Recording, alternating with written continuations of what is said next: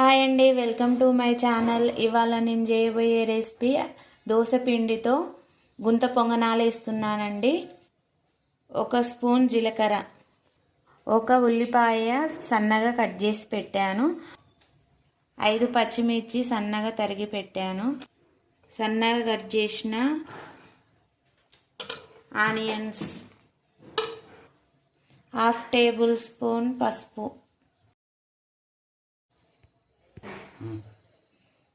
ఉప్పు సరిపడా వేసుకోండి, సన్నగా తరిగిన కొత్తిమీర అన్నీ మిక్స్ చేసుకుంటున్నాం. ఫస్ట్ ఈ గుంత పొంగనాల గిన్నెలో ఆయిల్ వేసుకోవాలి. ఈ మిశ్రమంలో మీకు కావాలంటే క్యారెట్ తురుము, బీట్రూట్ తురుము అయినా వేసుకోండి ఫ్రెండ్స్, మీ ఇష్టం అది.